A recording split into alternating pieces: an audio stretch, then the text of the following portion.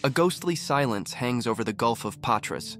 The setting sun stains the water, already tinged with the blood of tens of thousands of men, a deep, dark shade of rust. The camera glides slowly over a vast, floating cemetery. Splintered masts rise toward the sky like skeletal fingers. The wreckage of shattered galleys covers the surface, and thousands of bodies float inertly among the debris. The Christian victory is total, overwhelming, almost biblical in its scale. The most powerful navy in the EAE world has been annihilated. Then, over this scene of absolute triumph and desolation, a voiceover poses a disturbing question.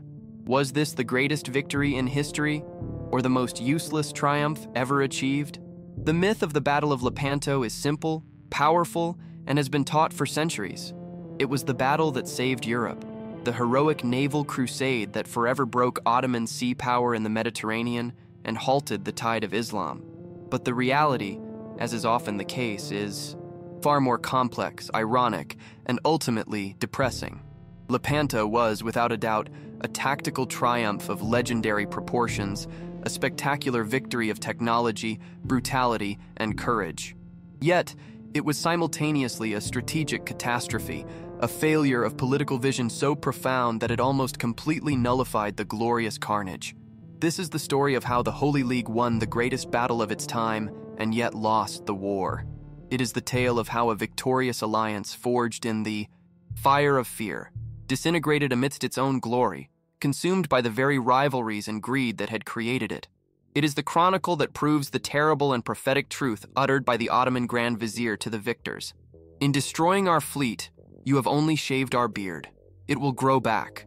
But in taking Cyprus, we have cut off one of your arms.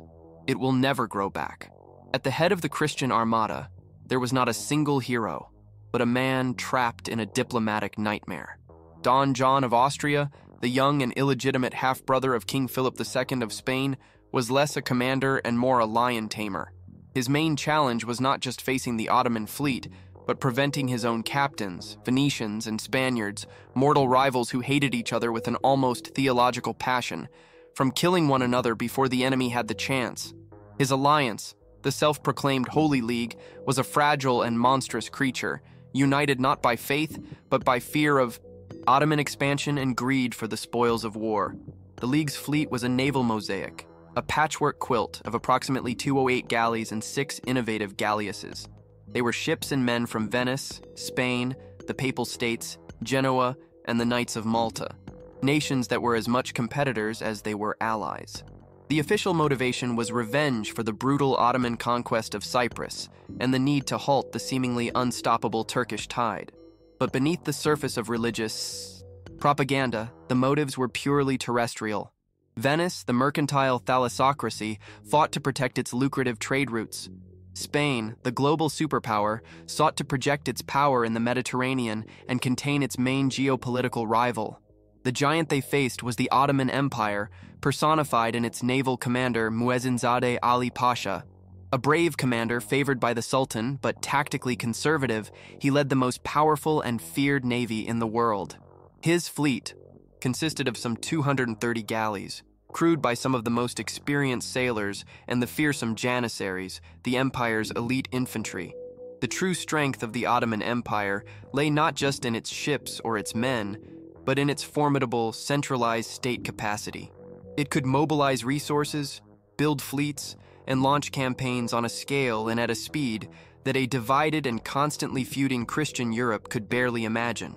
However, on that October day, a fatal flaw ran through the Ottoman system. It was not just Ali Pasha's error, but a cultural blind spot born of prolonged success. There was a widespread contempt for naval technological innovation, personified by their lack of response to the Venetian galleasses, which they considered slow and unwieldy. More profoundly, there was an ingrained belief that the sheer bravery and martial spirit of the janissaries in hand-to-hand combat could overcome any disadvantage in firepower. It was the arrogance of a superpower that had come, to believe its will and courage alone were sufficient to guarantee victory. The battlefield, the Gulf of Patras, became a crucial character, not for its complexity, but for its simplicity. Unlike other naval battles that depended on shifting winds or treacherous coastlines, the Gulf acted as a vast enclosed arena, an aquatic colosseum. This geographical confinement eliminated the possibility of complex maneuvers or strategic retreats, forcing a direct confrontation, a head-on collision of brute force. This simplicity masked the Holy League's main weakness, its absolute inability to agree on any strategy that required subtle coordination or mutual trust. The simple terrain forced a simple fight, and a simple fight was the only one they could win together. The fatal error, the decision that would condemn the victory to irrelevance, was not made during the heat of battle, but months earlier, in the negotiating halls where the Holy League was forged. The alliance was united with a single, short-sighted objective: to assemble a fleet, seek out and destroy the Ottoman navy in a single decisive battle. There was no long-term strategic plan. There was no agreement on what to do after the victory, how to exploit the success, what territories to reclaim, or how to manage power in a post-Ottoman Mediterranean. They assumed, with astonishing naivety, that winning the battle would mean winning the war. It was a monumental miscalculation that would turn their impending and glorious conquest into a bloody but strategically sterile spectacle. The battle began with the deployment of the Holy League's secret weapon. Positioned ahead of the main line, 6 enormous Venetian galleasses waited like floating fortresses. They were a monstrous hybrid, larger than a normal galley and equipped with devastating artillery on all flanks. As the Ottoman formation, perfectly aligned and confident, advanced, the galleasses opened fire. The result was carnage. Cannon broadsides tore through the tight Turkish formation, shattering oars, sweeping decks, and sinking galleys before they could even engage. It was a technological triumph that inflicted immense physical and moral damage, sowing chaos and confusion in the Ottoman lines. Traditional Ottoman naval tactics were based on speed, ramming, and superiority in hand-to-hand combat. Their goal was always to board the enemy ship and let the janissaries do the rest. But the galleasses neutralized this strategy before it could even begin. However, instead of using his numerical superiority and greater speed to outflank the Christian fleet and avoid the floating fortresses, the Ottoman commander, Ali Pasha, made a fatal mistake driven by pride.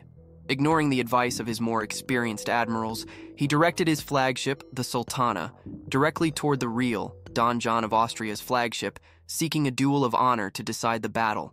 In doing so, Ali Pasha sealed the fate of his fleet. Instead of a naval battle of maneuvers, he transformed the engagement into hundreds of infantry battles fought on floating, blood-slicked decks. And on that ground, the Christians had a decisive advantage. The Spanish tercios. Considered the finest infantry in Europe, these professional soldiers equipped with arquebuses, pikes, and swords were killing machines in enclosed spaces. Ali Pasha's decision to seek a boarding action was like an expert fencer choosing to challenge a brawler to a fight in a phone booth. He was taking the battle to the very ground where his enemy was most lethal. The epicenter of the world-changing battle was reduced to a few square meters of splintered wood. The deck of the real Don John's flagship was rammed not only by Ali Pasha's Sultana, but by several other galleys. The janissaries in ferocious waves assaulted the Christian ship, and for a time it seemed they would be overwhelmed. Don John was wounded in the leg, and the crew fought desperately to hold on. The entire battle, the fate of the Mediterranean, hung in the balance, depending on which side could send reinforcements to this floating choke point first. At the most critical moment, as the Holy League's banner on the reel wavered, the Christian commanders demonstrated a coordination that had been lacking before. Alvaro de Bazan, commanding the reserve, and Marcantonio Colonna, commander of the center, sent their own galleys to reinforce Don John. Their ships crashed into the flanks of the Ottoman, galleys besieging the reel, relieving the pressure. The tide of the small battle within the larger battle began to turn. The Spanish arquebusiers, now supported, swept the Ottoman decks with deadly fire. The combat on the reel became a whirlwind of indescribable violence. For over an hour, men fought hand-to-hand with swords, axes, and knives. The decks were so covered in blood and bodies they were slippery. Finally, after several waves of assault and counter-assault, the Spanish tercios managed to board the Sultana. The fighting was brutal, but the outcome was decisive. The resistance of the janissaries aboard their own flagship was crushed. The climax came when Ali Pasha, fighting bravely amidst his men, was wounded by an arquebus shot. He fell, and a Spanish soldier, not knowing who he was, cut off his head. A captain, recognizing the face of the Ottoman admiral, took the head and impaled it on a pike, hoisting it on the prow of the Sultana for all to see. The sight of the dead admiral and the capture of the sacred standard of the caliph, which flew on his ship, was the death blow to Ottoman morale. The news spread like wildfire through the Turkish fleet. The sight of their commander's head on a pike created a cascading panic. Organized resistance, which until that moment had been fierce in many sectors, simply collapsed. Discipline broke, and the Ottoman captains, without central leadership and facing certain defeat, tried to flee. The battle was instantly transformed into a brutal, one-sided hunt. The Christian galleys, now in full pursuit, chased down the Ottoman ships attempting to escape. Many were caught and boarded, their crews massacred or captured. Others, in desperation, ran themselves ashore, where their crews abandoned them and fled inland. Of the nearly 230 Ottoman galleys that had entered the Gulf that morning, fewer than 50 managed to escape. It was an almost total annihilation. The final collapse was not just a military defeat. It was a psychological disintegration. The fleet that had terrorized the Mediterranean for a century had been wiped off the map in the space of a few hours. Ottoman invincibility at sea, a carefully cultivated myth, had been shattered along with the masts of their ships. The victory of the Holy League was not just complete, it was absolute, a slaughter on a scale the world had not seen in generations. However, even in the moment of triumph, the seeds of strategic futility were already sprouting. As the Christians secured their prizes and counted their dead, they were already thinking not of the next step in the war, but of how to divide the spoils. The very unity that had given them victory in battle was about to dissolve at the prospect of capitalizing on it. The glory of the victory was so blinding that it prevented them from seeing the opportunity that lay before them. The Battle of Lepanto, the most violent and bloody struggle of the galley era, was over. The Holy League had achieved the impossible. They had destroyed the Ottoman navy. But the question that no one was asking amidst the euphoria was the most important one. What now? The answer to that question would reveal the true nature of their victory. A spectacular tactical triumph that masked a monumental strategic failure. The scale of the carnage at Lepanto was difficult to comprehend, even by the brutal standards of the 16th century. The statistics were a testament to the ferocity of the combat. On the Ottoman side, the losses were catastrophic. An estimated 30,000 men were killed or captured. Of their vast fleet, nearly 200 ships were sunk or captured, an unprecedented material blow. In contrast, the Holy League suffered around 7,500 dead, a terrible figure, but significantly lower. The victory was undeniable, absolute, and mathematically crushing. The sea was literally red with blood and covered with the wreckage of what had been the most powerful navy in the world.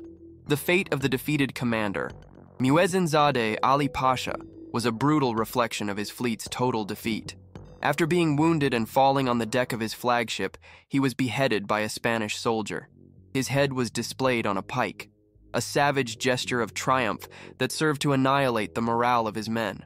It was an ignominious end for the commander of the world's most feared navy, a potent symbol that the aura of Ottoman invincibility had been decapitated along with its admiral.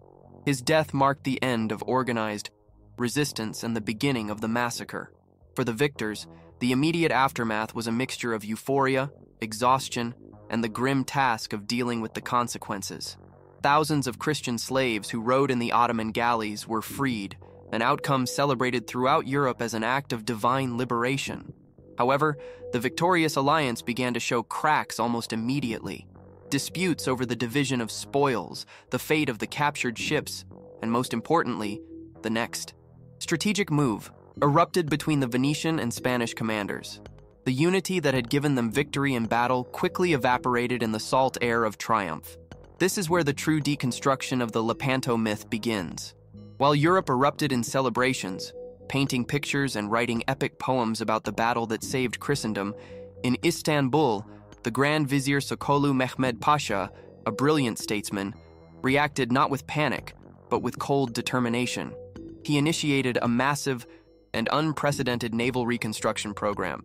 Using the formidable bureaucratic machinery and vast resources of the Ottoman state, He achieved what seemed impossible. In less than 6 months, over a single winter, a new Ottoman fleet of more than 200 ships, many of a more modern design, was built and launched. The beard, as he had predicted, had grown back, stronger than before. Meanwhile, the victorious Holy League was falling apart. Internal disputes, mutual distrust, and divergent strategic goals paralyzed it. Don John of Austria wanted to take the war to the heart of the Ottoman Empire, but Venice and Spain could not agree on a plan. The League formally dissolved the following year, its great victory squandered in mutual recriminations. The final consequence was a devastating historical irony. In 1573, Venice, abandoned by its allies, was forced to sign a humiliating peace treaty with the Ottoman Empire. Not only did it formally cede the island of Cyprus, the original cause of the war, but it also agreed to pay a huge war indemnity to the defeated Ottomans. The myth of Lepanto was forged precisely to conceal this shameful strategic reality. The battle was presented as the decisive military victory that curbed Ottoman power, a propaganda narrative that served the interests of Spain and the papacy. The reality is that Lepanto was, above all, a psychological triumph. It shattered the widespread belief in Ottoman invincibility at sea, a moral blow from which they never fully recovered. However, it did not break their actual naval power. The battle was immortalized in European art and literature, not just to celebrate the valor of its men, but to mask the fact that European leaders utterly failed to capitalize on their success, losing the peace after having decisively won the war. In the long run, Lepanto marked the beginning of a stalemate in the Mediterranean, not a shift in power. The Ottoman Empire turned its attention to its eastern borders with Persia, while Spain became increasingly embroiled in the conflicts of the Atlantic and northern Europe. The battle did not save Europe, which was never truly in danger of being conquered by sea. What it did was create a powerful legend that served to bolster the identity of a Christian Europe at a time of deep internal divisions. The myth of Lepanto is more important for what it says about Europe's need to believe in its own unity and triumph than for the actual strategic impact the battle had. The most incisive and enduring truth about the Battle of Lepanto came not from a European chronicler or a court poet, but from the Ottoman Grand Vizier himself, Sokolu Mehmed Pasha. In a conversation with a Venetian diplomat after the battle, as the new Ottoman fleet was already being built in the shipyards of the Golden Horn, the vizier uttered an analogy that perfectly summarized the strategic situation with brutal clarity. He told the Venetian that the loss of the fleet for the vast and wealthy Ottoman Empire was like a rich man shaving his beard, a temporary inconvenience, but it would grow back, perhaps even stronger. In contrast, the vizier continued, the loss of Cyprus for the Republic of Venice, a state whose power was based entirely on its maritime possessions and routes, was like a man losing an arm. It was a permanent loss, a mutilation from which it could never fully recover. History, with its cold indifference to heroic myths, proved the Grand Vizier entirely correct. The victory at Lepanto was glorious, bloody, and unforgettable. But on the grand chessboard of geopolitics, it was the shrewd and cynical assessment of the defeated man that defined the true and lasting legacy of the battle.